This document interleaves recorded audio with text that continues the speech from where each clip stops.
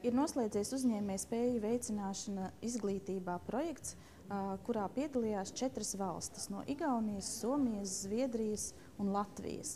Šajā projektā izglītības iestādēm bija iespēja mācīties, kas ir uzņēmējspējas, kā tās īstenot mācību procesā, kā arī apmeklēt savas sadarbības partnerus citās valstīs.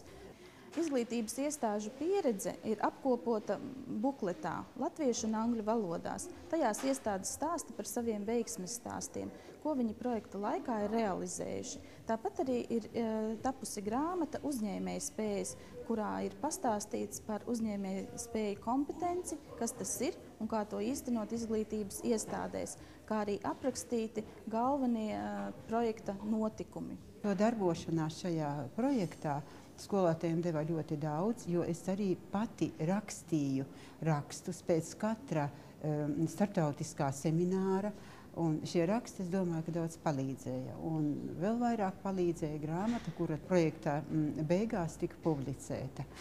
Iegums bija ļoti liels, ka ne tikai paši tie, kuri piedalījās dalībnieki projektā, bet viņi atgriežoties gan no startautiskajiem semināriem, apmācīja savus pedagogus, kā darboties ar skolēniem, attīstīt viņiem uzņēmējspējas. Interesanti ir tas, ka projektā iesaistīti bērndārzi, vairāk Rīgas bērndārzi, skolas, un tas palīdzēs jauniešiem pēc tam, kad viņi ir skolu pabeiguši, tomēr nekļūt par bezdarbniekiem, bet uzsākt tādu rosīgu dzīvi un tādu dzīvi, kas viņus pašus apmierinātu. Es esmu redzējis to, cik svarīgi ir pie zināšanām pielikt tieši to dzirkstelīti, kas saucās prasmes.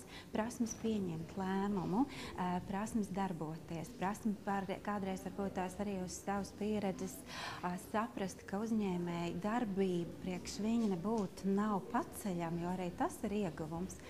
Manā uztverē maziem bērniem ir jāsāk jau paši pirmie iedieglīši dot, skolā noteikti, vai radot to pārliecību, ka viņi ir spējīgi to darīt, vai radot pārliecību, ka uzņēmēja darbība ir taču brīnišķīga lieta, vai kaut vai iemācot par katru niansi pieņemt lēmumu.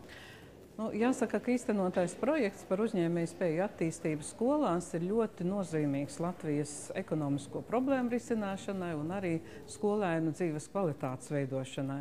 Jo cilvēks, kurš apzinās savu vietu, ko viņš grib dzīvē sasniegt, un viņam ir šīs nepieciešamās zināšanas un prasmes, un attīstītas skolā spējas īstenot savu ideju, būs dzīvē, protams, daudz veiksmīgāks nekā tie bērni, kuri varbūt nebūs apgūši šīs zināšanas. Un tāpēc projekts tika virzīts, lai par šiem jautājumiem runātu, lai apmācītu skolotājus, cik būtiski viņiem integrēt savus mācību priekšmetos, šīs zināšanas, prasmes, kas ir jātīsta skolēnos. Mēs esam šajā projektā ne tikai devēji, bet esam patiešām lieli ieguvēji. Tā kā paldies, un uzņēmējspējas Latvijas skolās attīstas, un jo vairāk būs šo uzņēmīgo cilvēku, jo Latvijā mēs tiešām dzīvosim labāk. Projekts, kurā ir iesaistījušās Rīgas izglītības iestādes, ir ļoti vērtīgs ne tikai Rīgas pašvaldībā, tas ir vērtīgs visā Latvijā, jo šī projekta rezultātus mēs noteikti varēsim izmantot izglītības politikas veidošanā,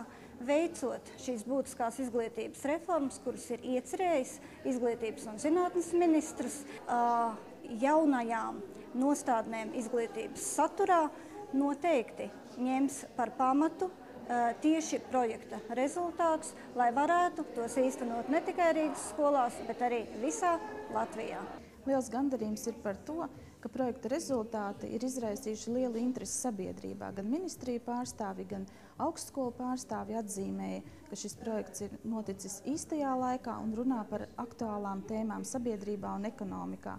Un mēs ļoti ceram, ka šie rezultāti palīdzēs arī citām izglītības iestādēm un citām institūcijām Latvijā uzlabot situāciju, veicināt uzņēmējspējas un radīt ekonomisko izaugsmu Latvijā.